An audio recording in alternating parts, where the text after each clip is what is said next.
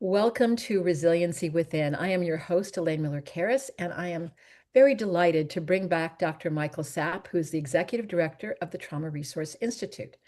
Dr. Sapp and I think we'll talk a little bit about some of the profound challenges many people in our worldwide community have been navigating during 2025.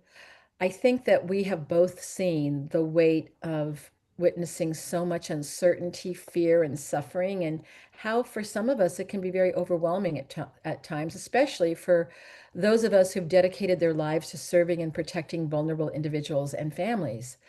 And I think Dr. Sapp and I have seen that the need for healing is urgent, not someday, but right now. So we're going to talk a little bit about what some of those skills might be, but we're also going to say a little bit too about some of the work that we've been doing really throughout the world. Dr. Sapp and I were just recently in the Republic of Ireland and also in Northern Ireland, and we'll talk a little bit about our work. But I think that one of the things that we want to emphasize is we have, really been witness to compassion, dedication, and resilience. And very honored to be a witness to that. And we had people, for example, who came to our workshops from Ukraine who are living during the profundity of that war right now.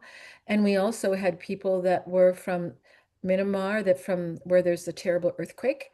And so we feel so honored to be able to offer something to help people right now. And Dr. Sapp, I'm a big fan of Dr. Sapp. I've known him, goodness gracious, it's going to be close to 20 years, Mike, I think. I think so. Yes, Dr. Sapp is a psychologist besides being the executive director of the Trauma Resource Institute, and he has traveled widely around the world with the Trauma Resource Institute, and he is a wonderful shepherd of the organization. And I can say that quite with certainty because being the executive director emerita of the Trauma Resource Institute, I see how he works with people all over the world on a regular basis. And I actually said this to him this morning. He's really one of the kindest people that I know. And I couldn't think of a better person to have come to the Trauma Resource Institute to be the executive director. So, Mike, as you know, I have such a deep appreciation for you. And as we're getting started today, I was hoping that you might share some thoughts that you may have right now. I'm going to try to take the compliment without joking about you should get out more, but You um, get out quite a bit, so I I think I do. You do. So I can't even make it as a joke. yes. Oh, but no, thank you. I have such a love for this organization. I have such a love for the people we get to work with, the people that we get to provide services to and train, and of course, uh, I got to know this organization because I happened to practice a couple doors down from you when I was a very young, very green, newly minted psychologist, and I look back with a lot of gratitude and thankfulness that that happened to be where I set up shop because it was coincidental, really. But I don't know if I believe in serendipity, maybe, right? That Serendipity, or I call them God sparks. yes, Yeah, yes, that I kind of got to meet you. like what is that line from Casablanca? That in all the gin Yeah, joints in the world that you walked into my joint. I mean, something like that, right? so true, so true, So true.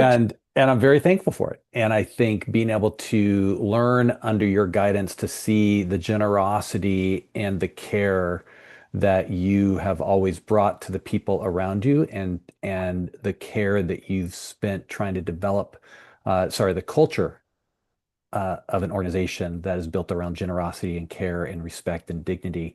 I am thrilled to be a part of, honored to be a part of, and I see it as part of my duty to make sure that that continues. And so, very grateful to be here, very grateful to be Well, part of the that's a organization. really nice thing to say. Thank you for that. And I think we have had a partnership over the years, which is Mhm. one of the reasons what I think, we're kind of, I can't believe we're going to be in August 1st in just a few days. I know. And we have been doing a lot of work. Yep. Mike and I both live in Southern California. So, because of the terrible fires that have affected um, Los Angeles County, our nonprofit has worked really tirelessly in the beginning days of offering workshops, we went to schools in not only, we went to schools actually in the Palisades. We went to different organizations in Altadena. We are about to launch a huge project. We were really happy to get some funding to do a huge project. And in the next 5 months, we're going to be bringing and scaling the community resiliency model, which is one of the, I guess, the key models of our organization that Yeah. have we really have seen spread in, I think, over 77 countries, which always, today we were on a call and someone said, oh yeah, for an organization that has a track record of being around for 20 years. And I'm going, 20 years? I've been doing this for 20 years. In some ways, it seems like 5 years, but it's been a while. Yeah.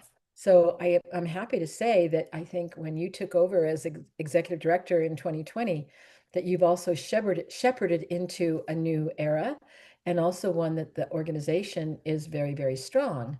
And I thought maybe also we're going to talk a little bit more about, some of the suffering in the world, but I Mm. think it's really important too, as I reflect upon some of our earlier conversations, is that the Trauma Resource Institute has something that's called Platinum. And I'm wondering if you could share what that means. Sure. So Candide, formerly known as GuideStar, I think GuideStar and one other organization combined and formed Candide, which is essentially a seal of transparency. And so if a nonprofit meets certain criteria, they can get either gold or bronze or platinum, platinum being the highest level. And we've achieved platinum, platinum seal of transparency for now 2 years running, and I think it's the top 1 to 2% of nonprofits achieve that level, and so I'm very proud of that because we work really hard. We don't try. I think we succeed at working really hard at being ethical and making sure that what we do uh, um, helps others in a way that also is very ethical and very transparent. And so I'm very proud of that. And I know Lindsay Voss, one of our former employees, was really instrumental in helping us achieve those I remember, yeah, marks those marks. Yes. early on. So we are continuing in that as well. So very, very proud of that. Well, and I think, that's important, I think, for what we're talking about, because I think we have tried to be a very ethical organization. And for those of you that may not have heard about us before, when we're a nonprofit, we're a nonpartisan organization. People often ask me to pick sides for things. And I say, I don't pick sides. I said, I am in favor of healing all the suffering that we see in the world, and there's plenty of it. And we have served people on both sides of conflicts. We have, and at the same time, honoring and respecting those who have various opinions about whether that's right or not. But when you have devoted, and I love our little byline, we say compassion without borders. I recently saw that Doctors Without Borders also uses a similar byline, but I think when we can be compassionate to our world community, that we see our common humanity. And when we do that, it provides really the foundation for the work that we've done in so many different countries. So, one of the things I was wondering if maybe you would share a little bit about the work the Trauma Resource Institute has done in the Congo. I mean, and not well. First of all, I'll share the Congo, in Angola, in Africa, and because I think that's a very interesting project of how that came to be, and then what you and I just recently did for parts of their government. So over to you, Mike, if you want to say a little bit about that. Absolutely. So this goes back a few years, at least a year and a half. And we had a wonderful person that had been trained in our model, Ikena from Angola, who had been working at the United Nations Population Fund and was instrumental in getting a project approved for us to come in and train 50. We ended up training 49 CRIM teachers, certified CRIM teachers in Angola. And the project was about improving young people's reproductive health and decision making with a particular focus on young women. And so the idea was if we can train for, 50, 49 in this case, CRIM teachers, young adults to go out in 5 different provinces within Angola to provide and teach these crim skills in addition to um, other educational components that it would improve their health. And so what we have learned now, we did that in October. We did a teacher training where we did train 49 crim teachers. They then went out and trained 180 what they call youth social mobilizers or young adult social mobilizers that then would accompany them into different parts of Angola to help support them in sharing the crim skills with these various groups of young people and adults. And what I found out recently is that they have trained since October of 2023, so what, a year and a half. They've trained well over 16,000 people in these skills. Uh, so And I that just said, and why that's so important is that we work in many different countries around the world where their mental health system is not like what we have in the United States. And so when there isn't like a real well-constructed mental health system, of course, just like, humans everywhere on the planet, there's mental health conditions.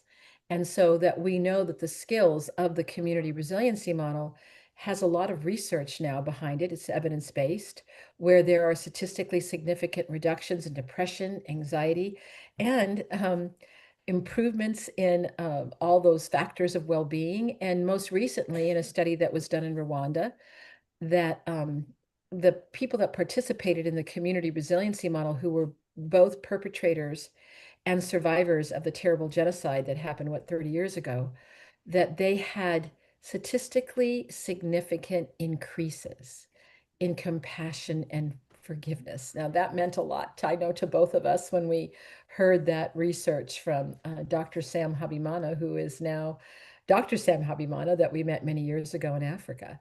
So I think that's an important thing to also underscore about the model as you go into the next part of what you're going to say. And I want to say something. Go ahead, Mike. well, and that just and those findings were from people that were crim teachers, Yes. right? That these are people that we trained years ago in the model that have maintained their certification, right? But they are the ones that we help train that now are going out into their communities and providing that training. And that's, to me, that's what's so remarkable about this. Well, and we've certainly seen that again in Haiti, where we have people that we trained back in 2010. 2010. 2010. And so we meet with them on a monthly basis and have done updates for them, and they're dealing with a lot of strife in their country. But I wanted to say something about Akina, because I remember when we first met her, that she had encountered a therapist, I believe in Spain, that knew our model and taught the wellness skills to her. And she shares this publicly, so I'm not sharing protected information, but she said, I'd done so much therapy outside of the country, but when I learned about regulating my nervous system, it changed my life.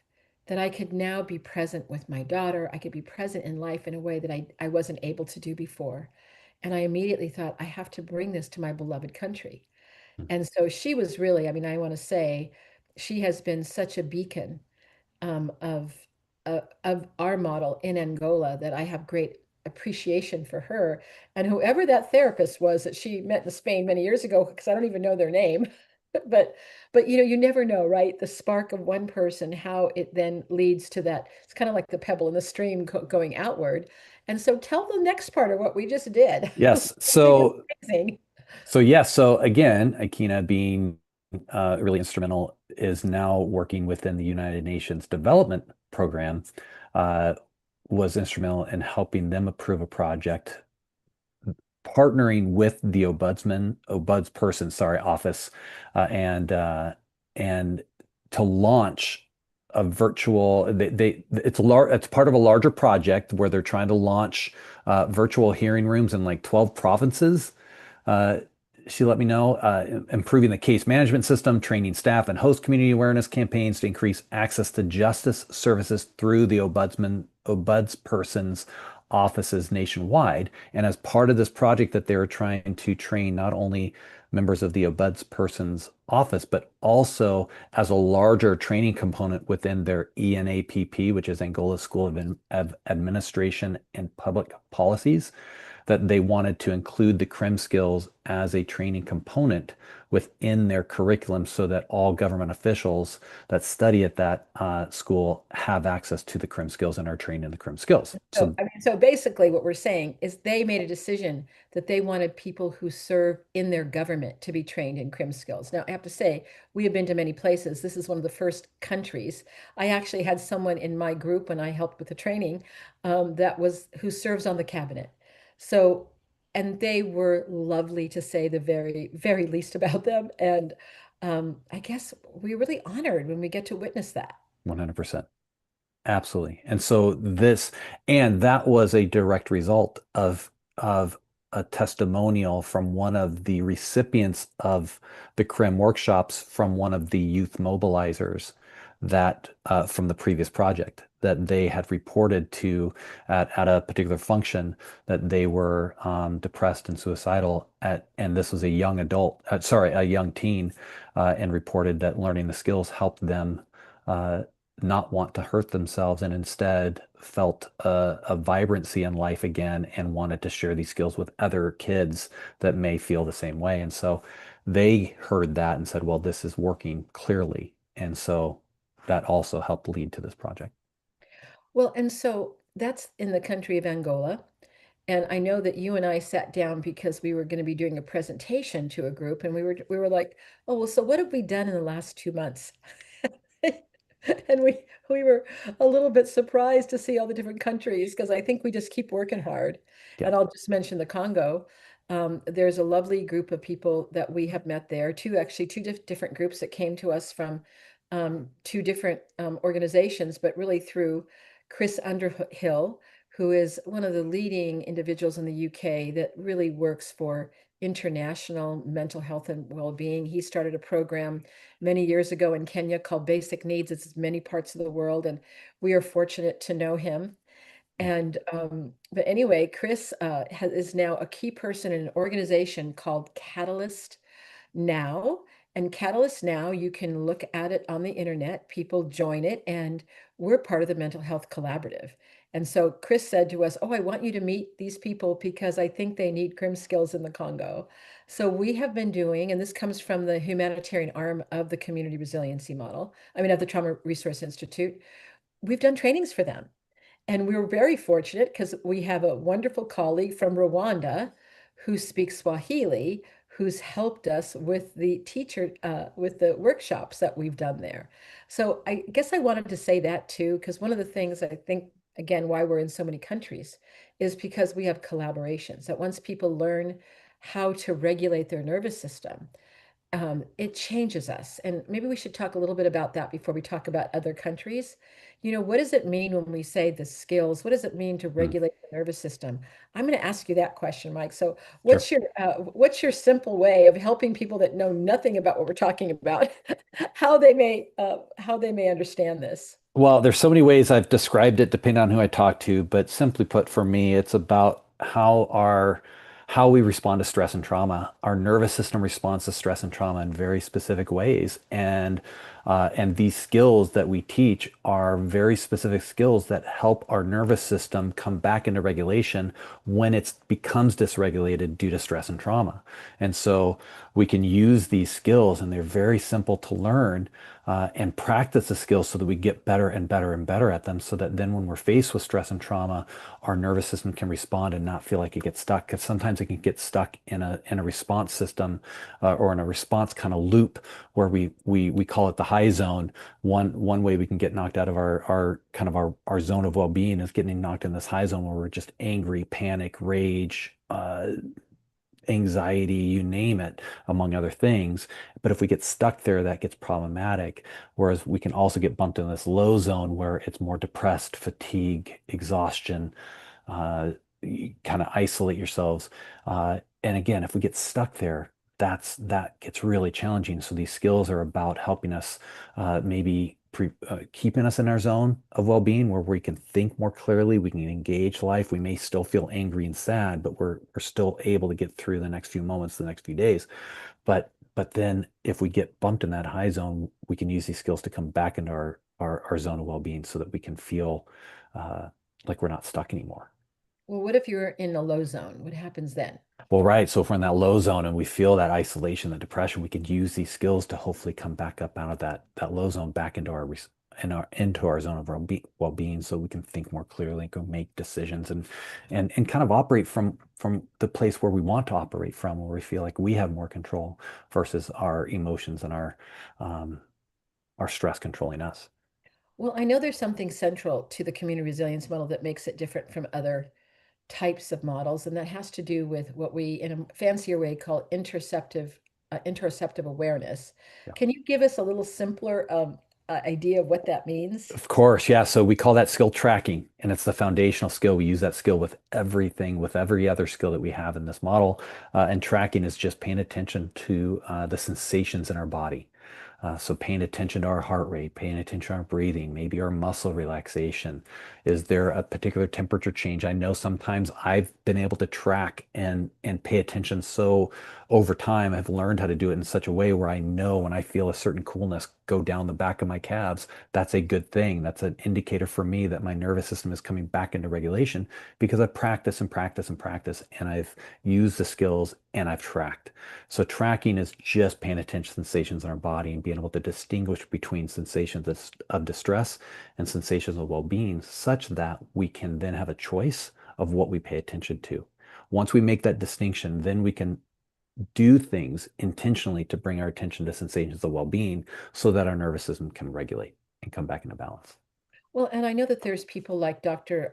Linda Fellman, right? That she says that there's something called tuning, and that when we tune the positive experiences in our life, it actually can change the structure of our brain so that we can be more leaning into our well-being rather than our distress. Would that be something that you would believe is true? Absolutely. And then then the other side of that is pruning, right? So this is a principle of what we call neuroplasticity, that our brain can change in structure based on our life experiences and what we do. And so pruning is the kind of use it or lose it principle. And so if we are leaning and practicing these skills of wellness, that maybe those responses that automatically went to that of distress starts to then uh, grow back over. I envision it like a jungle. It's almost like it grows back over when we stop going down that pathway because we've intentionally used this other pathway, this tuning, if you will. And so It's the almost pruning. like kind of like we're watering the well-being that Mhm. exists inside of our nervous system. And Yes. I didn't even know we could do that. So when we pay Right. attention to our well-being, then instead of it becoming, less, it becomes more. Yeah. So, and the other part of pruning, it can disappear, or at least become less, Yes. so you can manage things better. Yeah. Well, I, that's yeah. And I think that's it, is that it's not saying that we aren't going to feel distress, mhm. but when we feel distress, we can feel like we have more of a choice in what we pay attention to. And if we can shift our attention to wellness and that grows, that can help our nervous system regulate in such a way where we can think more clearly and feel like we're more ourselves in ways that we may not feel if we're stuck out of our zone. Well, and I think as you're talking too, I'm thinking about, we work all over the world. Why is that? People have different cultural ideas of different religions, different ethnicities, but we are all designed as human beings in the same way to respond to distress and stress Yeah. and trauma. But we also are designed to cultivate our well-being. In fact, you and I and Dr. Ingrid Duva, Dr. Chance Nichols, and Dr. Lindy Grabby, we just wrote an article called What? The body can balance the score. And so that is directly in terms of using, the very brilliant Dr. Bessel van der Kolk. He says the body keeps the score, but we're saying it also can balance it because we can learn as human beings how to pay attention to our sensations of well-being, that when we do that with enough intention, that it grows and that we can actually not be trapped into that lower high zone states like you just were describing, which is pretty exciting. And I know we'll probably talk more about this after the break, but I think that's the piece, that though these things can be taught to people, anybody, that these skills can be taught to anybody. and that they can be learned by anybody, and that anybody can learn how to teach these skills and share these skills with others. And I think that goes back to me about why I get so passionate about this particular model. Of course, I love our trauma resiliency model as well. Equally, it's like my kids. I can't have a favorite. However, the community resiliency model I get so passionate about because we can train people in Angola that don't have initials behind their name, that are community members and community leaders to learn how to use these skills for self-care and share them with others. And then they get to go out into their community and share them with others. And that's that ripple effect for me. Well, you're reminding me of there's a wonderful community resiliency model teacher who's kind of been one of the leaders of the project. His name is Luis, and he actually was a child soldier Yep. when he was just a little boy during the terrible conflict in their country. And he shared with us that he went into the very rural areas of Angola where there's no electricity, and he had a stick and he wrote about the zones in a soccer field Mhm. and helped young children learn about these zones in their body and taught them skills. Yep. Now, when I hear stories like that, I mean, it can make me cry because it's like, oh, this is how we're spreading well-being because we see this as an entire world community. So, Mike, we're going to take a short break to talk a little bit more, a little advertisement of the Trauma Resource Institute that we're always willing to take donations because we have a lot of projects that are funded, but we have some that aren't. So Mhm. that comes out of the generosity of others who help support people that can't afford to take our training. So we're always very appreciative of that. So we'll be right back and we'll have a short break and you'll hear from our sponsor, the Trauma Resource Institute. Well, welcome back. I am here having a conversation with Dr. Michael Sapp from the Trauma Resource Institute, and we've been talking about some of their international work. And Mike, I think maybe we should talk a little bit about Ukraine. I've certainly have had some Ukrainians on um, Resiliency Within over the last few years. But maybe tell us a little bit about the Ukrainians that we trained when we were in the Republic of Ireland. Yes, I will start there. I know that you have, I would love to hear the history of this because, again, what we did just about a month ago with these folks has roots in what we've done for years now. It's been over a series of years. But most recently in the Republic of Ireland, we had the opportunity to provide training in our trauma resiliency model to a handful of therapists that came from Ukraine to learn these skills and learn how to use these skills within a therapeutic context. And so um, it it what's remarkable to me is that again, these are people that are living in active warfare and under awful conditions, and they're learning how to use these skills, some of which are the wellness skills, right? With the trauma resiliency model, there are 10 skills, the first six of which are the resiliency models or the community resiliency model skills, those wellness skills. But the other four deal more directly with trauma reprocessing. And so, as therapists, as mental health professionals, they can utilize those skills to help their clients, but then also being able to be equipped with the wellness skills to use for their own self-care. That was the other thing that I, as a clinician, I will say for me personally, when I first learned these skills, the trauma resiliency model, the wellness skills I used for self-care, I started to notice my burnout decrease significantly. And I have some theories behind that, not only beyond just the self-care, but also being able to utilize and work in such a way with my clients where we get to tap into their wellness as well as their suffering. I think enables my own nervous system to find regulation in ways that it didn't when I worked in other modalities. What I'm uh, excited to hear about is how, as they start to implement these skills in their practice, as they're implementing these skills, especially the wellness skills for their own self-care, to see how that will influence them, because they're under, many of us are under great stress, of course. Yeah. But to hear the stories of what they're going through is quite remarkable. Well, I'll have to say that when we were there, there was actually a bombing of Kyiv, Yeah, and it happened while the training was going on. So I know there was space and time for them to call their families. And I imagine you also brought the skills in yeah, because chaos happens. It's going to continue to happen for them as long as the war is going on and just life itself. And yet, when you can use skills when I call it the chaos soup is happening, that it does help people to maneuver through their life as they have to go to the grocery store or they have to feed their kids or the different things that we're all called to do. And we're certainly seeing that sadly also in the Los Angeles area and seeing amazing people coming Yeah. to the aid. The generosity that we've seen in Los Angeles has brought me to tears, and just the dedication that so many people have. As much as sometimes people talk about Los Angeles in different ways, I have to say, as an Angelino, I love LA and I love the people of LA because I just see their strength and how they come together during very difficult times. So, and I know you've seen it too, and we've Yeah. both been really touched by the work that we've done well, and in one of the schools, the Palisades.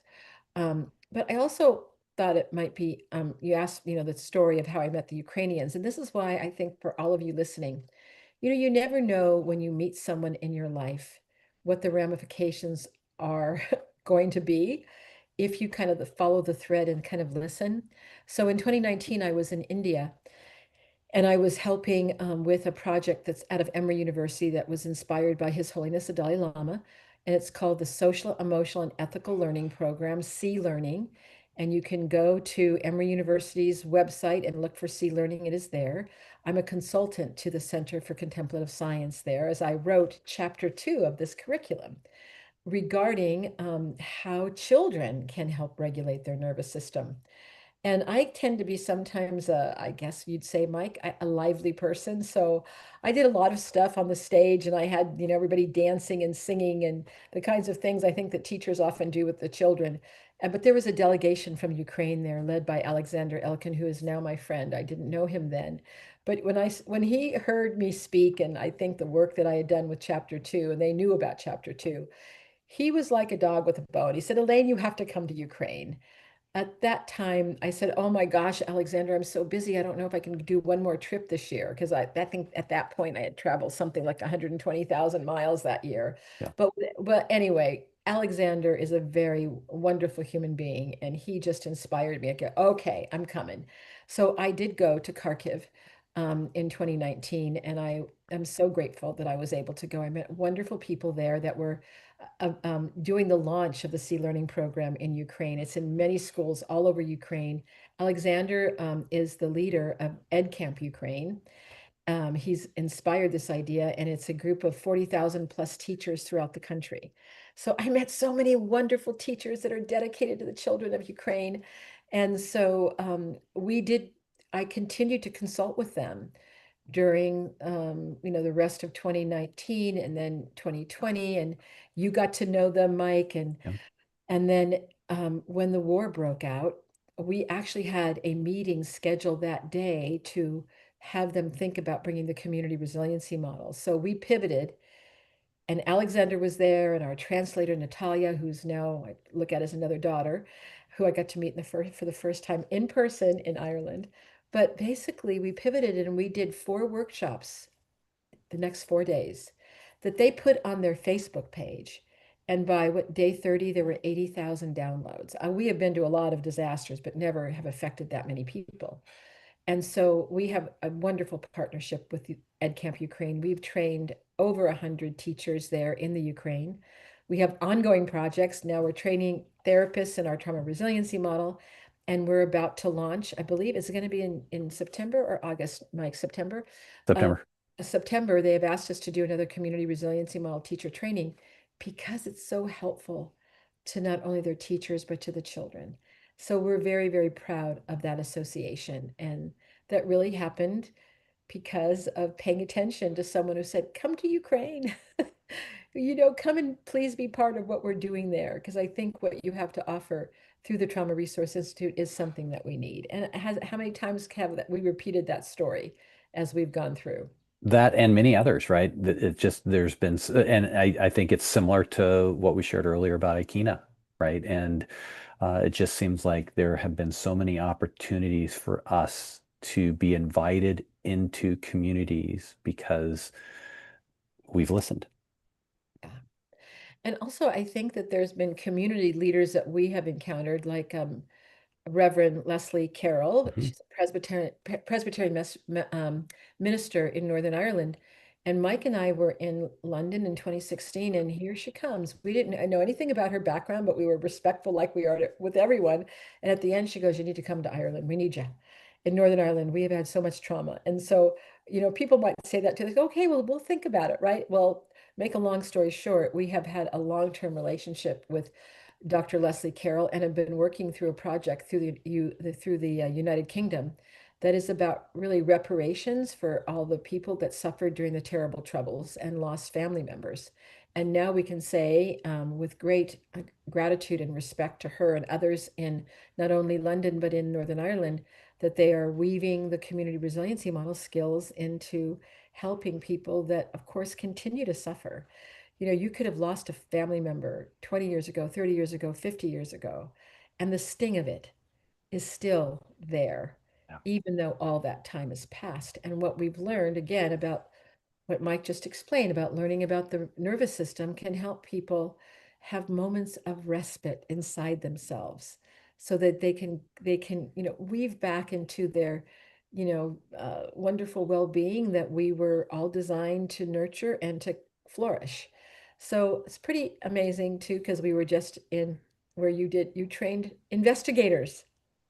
Well, and I think that last point, if I can highlight really quick, I just think it it highlights w- we don't believe that this model creates a lifetime of happiness, never to feel distress again, right? It's not that you use these skills and everything comes up rainbows and giggles. It just doesn't work that way.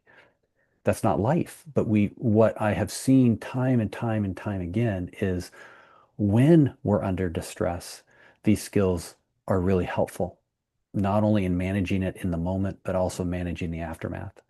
And I think about that all the time. I think about a story you shared early on. I know even during, as I was learning the model of a military vet that said, I still wake up with nightmares, but instead of it taking me 2, 3 days to get back to normal, I can do the skills and within 20 minutes I go back to sleep. And I that plays in my head all the time that there there is going to be stress, there's going to be trauma.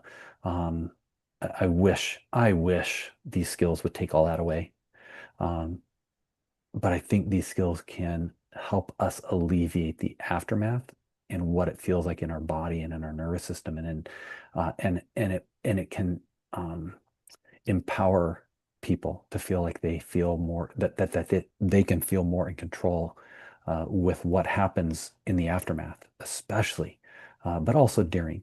But I just think about those reminders that happen in people's lives, and I think about that in the context of Dr. Leslie Carroll and what they've gone through, and the reminders continue to happen.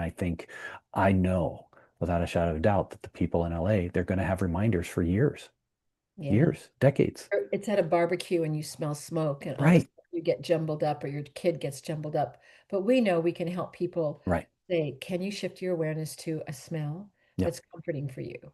And can you just shift your awareness and try to stick with it for a little bit? And that can turn the volume down on how activating the smell of smoke can be. I mean, I think that those are the kinds of skills that we share with people that make a big difference for how people walk through the rest of their lives when let's face life has joy, it has sorrow, it's the whole, I call it the whole enchilada, Yeah. right? Yeah. And of course, and not to never, we never have been in the business of positive toxicity Mhm. because when we talk to people that are currently living in war, or we had a lovely person from Myanmar who was there, who's, literally thousands of people died in the earthquake. And here's this one man who learned our skills, and we were able to arrange to have him come on scholarship Mhm. take the training. I just am so proud that we do those things. Yeah. And I know And that you quite believe in that, Mike. So, absolutely. And to know that when people come to our trainings, when people learn these skills, they're not learning them, they're not doing the training in a vacuum.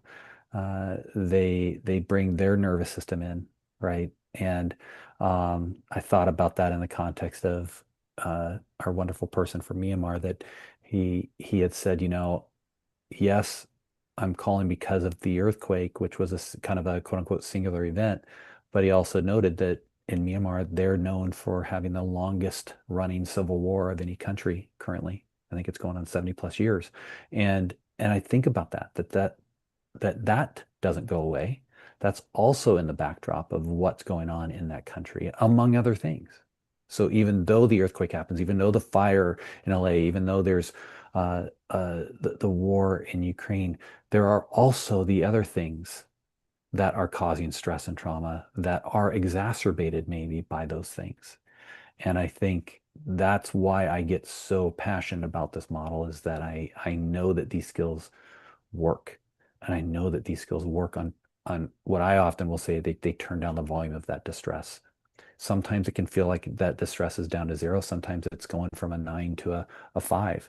And maybe that's what helps us get through the next few moments, right? And so I just think that to me, there's a beauty in this that we get to alleviate suffering, um, and and and provide opportunity for people to feel empowered in ways that they hadn't maybe before. Well, I think that's what's interesting, and I think I didn't always know this as, this was being developed way back in the early days.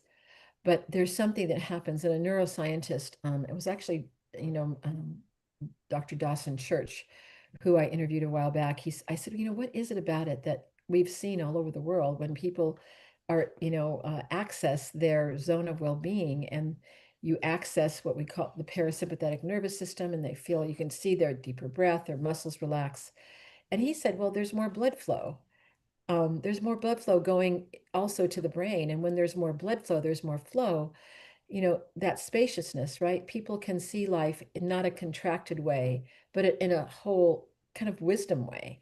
And I think that's why we see increases in compassion and forgiveness, but also the ability to look at your life and saying, oh my, so much has happened. How can I be part of the solutions to rebuild my city, my country? Which, how many times have we heard that? And also people, I just love it all over the world, say, Elaine, we're the happiest country in the world. I said, Yeah, really? yeah. Because we've heard that from many, many countries, right? But I think that human beings are designed for happiness. But sometimes it gets shrouded because the world experience, like in Myanmar, where 70 years of civil war, there's a lot of suffering that's happened.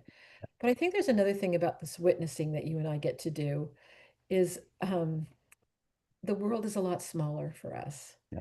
Because when something happens in Ukraine, it's not, oh, it's in another country where I don't know people. I know people.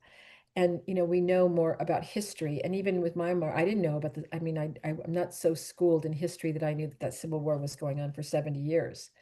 But I think we've learned a lot in that witnessing. And that witnessing helps us to design interventions with our models that help create further, I guess, wellness and sustainability, because what we believe is bringing in as many people as we can from different faith communities, from different ethnicities to be crim teachers.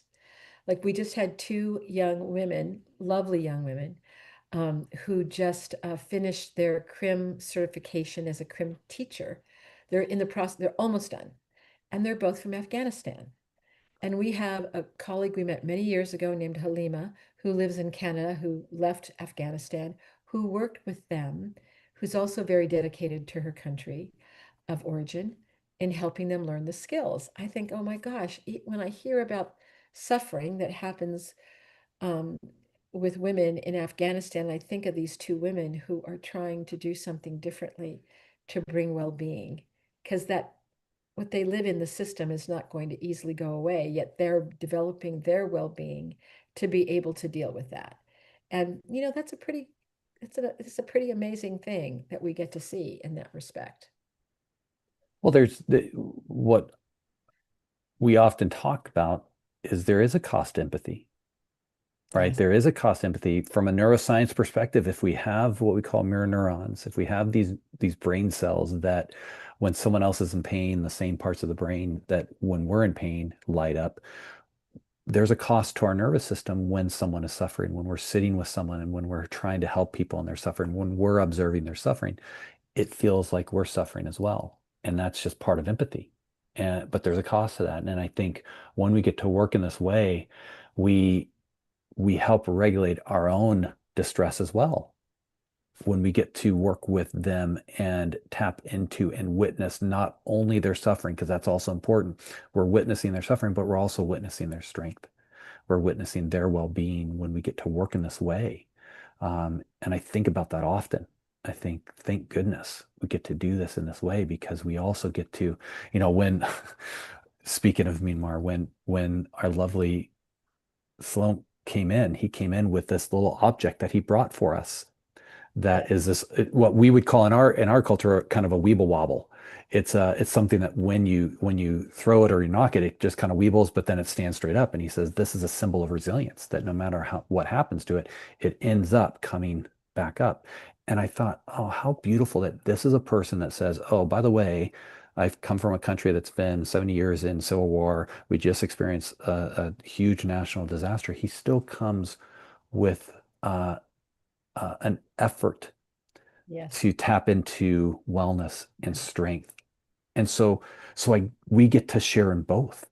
And I think that to me is is so wonderful.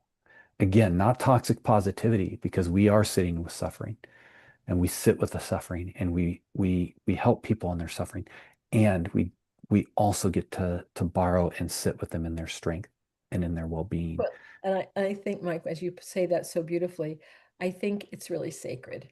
They're 100%. sacred moments, and we think, well, who would have known that? We're just Yep. helping people notice the well-being that exists inside of them. But I think the way that we were designed, whether Yep. if we believe in a creator, a universal presence, that we have been designed to experience well-being. But it comes with some effort if we've Yep. had a lot of suffering. Yep. I say to people, I said, I know when people share with me their stories, and I said, and you still might want to try this. It may help, and little step by step, it may help you change what's been happening for you for so long that has been so connected to the distress that you've experienced. So, Yeah. yeah, so, and I just think in that way, I feel like I've been so honored Yeah. to witness that in so many different places around the world. And I know you and I've shared our favorite stories. I don't know. Do you have a favorite story that you would like to Ooh. share? I know it's hard to find just one, isn't it? Oh boy. One stands out. Well, a number just popped in, of course, but one, and I know we've talked about this, you and I have talked about this before, and for context, we were invited to come in and provide a Krim teacher training to folks in Istanbul, Turkey, in response to the Syrian refugee crisis that was really reaching its height back, I believe, in 2015, if I'm remembering correctly. Mhm. And I had the privilege, again, I feel this is sacred work, to be able to go in and work with folks in Istanbul twice. And I remember one of the participants said, well, I have to be in my high zone because of what's happening on the border is not okay. And I need to, and we had to work with, we didn't have to, sorry. We worked with this person to say, hey, what if we can be angry in our zone? What if we can still have that anger and sadness with what we're seeing and become active and not feel like we have to be out of our zone?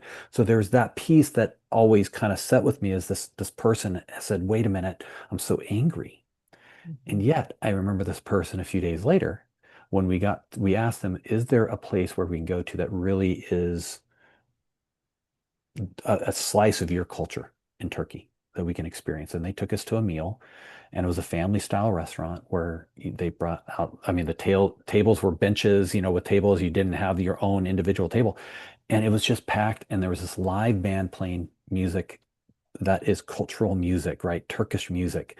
And we would be eating, and every so often people would just pop up and start dancing and singing to the song and then sit down and eat more, right? But there was something about that meal with that person, with the people that we got to train within their culture, to see that even though there's this distress and anger and heartbreak, they also have these moments of strength and well-being, and we can sit down and have a meal and hear the music and have that experience of that culture be so strong. That's one that always seems to pop out for me, is to see, to be able to hold both, to be able to, in that same week, in that same time, to hold the despair and the distress while also being able to share in their strength and their well-being and what gives them vibrancy in life even amidst the despair and the anger. And so that's the one that pops out. I remember that evening very well. Yes. And music and dancing and laughter. A little bit of drinking, I think, was going on in that room too. A little bit. That may have helped. But there was Yeah. there was much joy in that room, Yeah. as we recall. Well, Mike, I know that some people that may be listening may not know about how to learn the skills of the community resiliency model, which are also the wellness skills of the trauma resiliency model. But why don't you tell them about the free app and coming languages that will be added very soon? Absolutely. So we have a free app that's available. It's called iChill, ICHILL. It's available for iOS devices, Android devices, and also online at www.ichillapp.com. And it's a wonderful app that kind of gives you some background, much of what we talked about today as far as our resilient zone and high zone and low zone, and it takes you through the six skills and a lot and teaches you how to do the skill and then gives you opportunities to practice and practice the skills. And I found the app in my early learning invaluable, specifically for the skill of grounding. If Because I had the app to help me practice it, it helped me get better at a skill that I felt when I first learned it I was horrible at. It did not come naturally to me, but being able to use the app to practice a skill got it in my bones so that I use it all the time. I And use so that skill. what languages is the app? Yes. So they're now available in English, Spanish, Arabic, Ukrainian, and Hebrew. We're in the process of adding Portuguese due to our big project in Angola, as well as simple Chinese, Korean, and feel like I'm missing one. I think that Nobuko has been working on Japanese. Japanese. So So, and people come to us and we say, okay, you want to, the app to be in that. We're really open for when people come. I know people want it in French. We, Creole oh, for Haiti. Creole and Swahili. Yes. So we will be expanding because I mean, we were very fortunate to get a grant a couple years ago that changed our platform so that we can add more languages. Yeah. And of course, the more languages, the more that people on their own can learn the skills, which we of course are trying to do to share these skills with as many people as will listen to us. Yeah. You can say, and we have expanded quite, you know, dramatically in the last few years. So, Mike, as we're getting ready to end today, I want to just see if there's any Mm. parting words that you would like to leave the audience about your journey with Try or the work that we've been talking about that we know is so important. I think with I think with all that's going on in the world, I personally, it when people suffer, it is really hard for me. Um, it's hard, and I think recently I've felt like it's being pulled into suffering so much Yeah. that it's taking more effort to hang on to and intentionally bring attention to well-being and moments of joy. But when I do, I feel like I'm better able, and I know this because I just got back from a wonderful week of vacation that my staff, thank you, Elaine, thank you, staff, for covering in such a way where I truly got to step away and regroup. And I needed that. I didn't know how much I needed it until I was able to do it. And I had moments of where I got to experience my joy, my well-being. It felt like a breath, if that makes sense, so that now I can come back and engage and help and work that much harder to alleviate suffering. Well, that is so sweet and lovely. And, I have to just say, in the little time that we have left, it was so wonderful to have your son Christian with us on our Yeah. trip to Ireland. And and he was also one of the young recipients of the model at a very early age, and he did have some opportunities to share how the skills that were important to him growing up Yeah. and still to this day. Yeah. So I think that was something that was nurturing. I don't know if it was, I imagine it was nurturing to you, but it 100%. It was absolutely nurturing. was also nurturing to me, considering I've known him since he was a little one. But Yeah. I think that's the other thing that I want to have, clearly say to people that, the skills are for children as well as for adults. Yeah. And I often end the show with, asking people, what is true in your life? What else is true? That with that suffering, Mike, that you're experiencing, I think we both have shared that it's been hard Yeah. with our community, with cutbacks and the different things that people do that we know make a huge difference to the most marginalized of our communities worldwide. Um, is there something or someone or a team that helps you as we're ending that you would like to share with us as we go off air today? I don't know what you're talking about, Liverpool Football Club, but I would imagine yes. Yes. I mean, but that's it, isn't it? I think it can So feel little. so little. I remember, and this is why partly why I love this team. The former coach said this: football, soccer is the most important, unimportant thing. And that really, and he said that during the COVID shutdown. And I really appreciated that because what he's saying is there's so much more things in life that are more important, more dire. And yet this small thing can offer some sense of joy, some sense of breath. And that's the piece that I always appreciate. It wasn't, yeah, It's that's what I like that. appreciate. And I have to say, it's probably why we both love Ted Lasso so much because Right. wasn't that character football is life? Yeah. Football is life. Right. Football is life. So I guess that will be a nice way to end the show today. Yeah. Football can be life, Football. but so can many other things. So, listeners, remember what else is true in your life. And I will be coming back next week. And we've been having a lot of Encore Shores because of what's been happening in LA, and we've been very busy. So we will start doing more live broadcasts again with wonderful guests that come to us from around the world that come to you. So this is Elaine Miller-Karas signing off for Resiliency Within.